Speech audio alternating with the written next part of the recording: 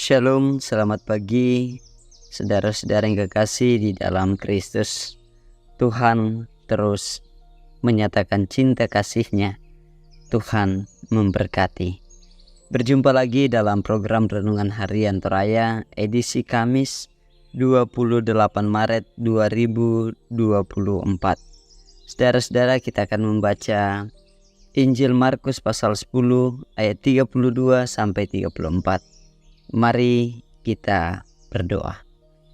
Ya Tuhan, kami terus bersama-sama menyatakan syukur kami hanya kepadamu. Karena kami tahu bahwa Engkau adalah Allah yang terus menjaga kami, memelihara kami, dan bahkan memberi kami pengharapan. Di dalam Kristus kami akan hidup dalam kasih-Mu. Ini doa kami di dalam anugerah-Mu. Amin.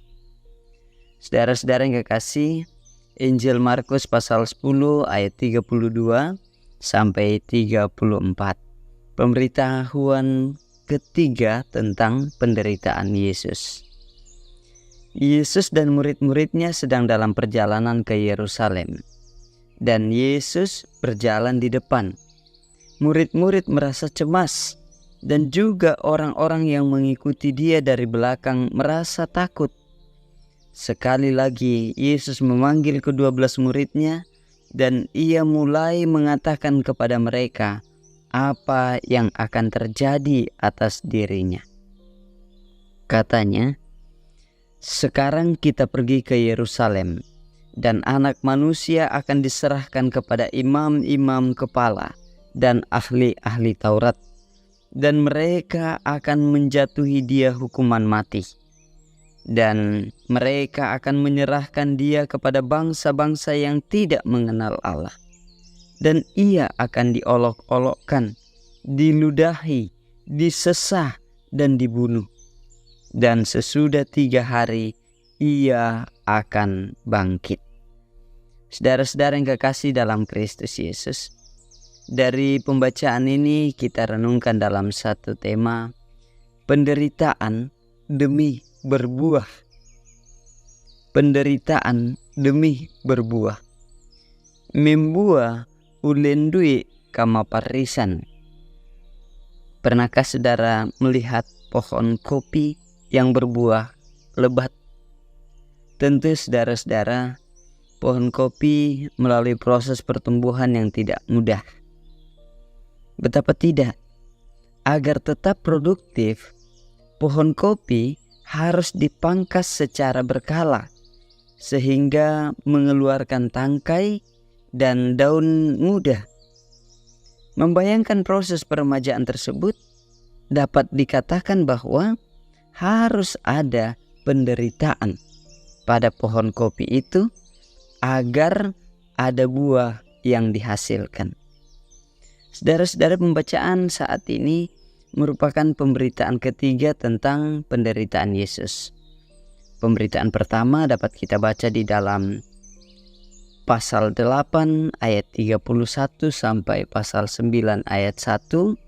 Dan pemberitaan kedua dapat kita baca di dalam pasal 9 ayat 30 sampai 32.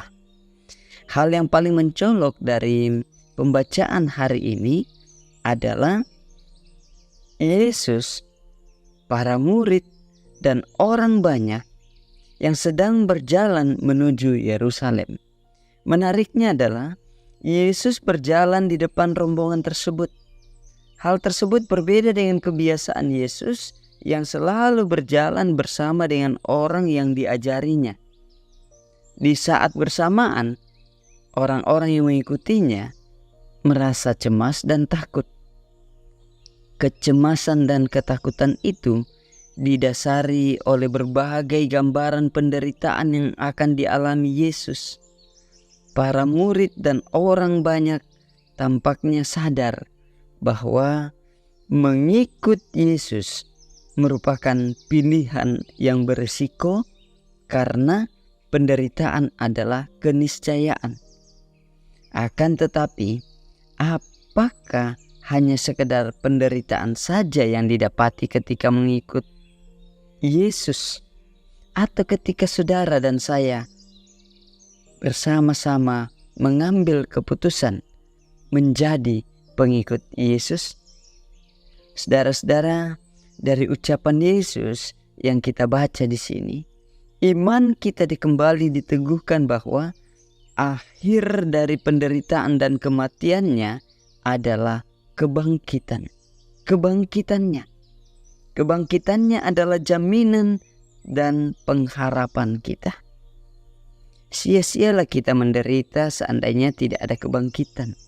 Sebab itu saudara-saudara, tetaplah setia mengikuti Yesus dalam kerendahan hati dan imanilah bahwa pengharapan kita dalam Yesus tidak akan sia-sia, tetapi justru berbuahkan kehidupan kekal dalam kemuliaannya. Amin. Saudara-saudara yang kekasih dalam Kristus Yesus, mari kita berdoa. Bapa kami dalam kerajaan surga, kami bersyukur untuk firman-Mu bahwa Engkau memberi kami pengharapan, iman kami bahwa di dalam Tuhan Yesus Kristus kami akan terus mengalami kehidupan yang dipelihara Tuhan hingga kehidupan kekal dalam kemuliaan. Tolong kami ya Tuhan, jaga kami, peliharakan setiap anak-anak Tuhan.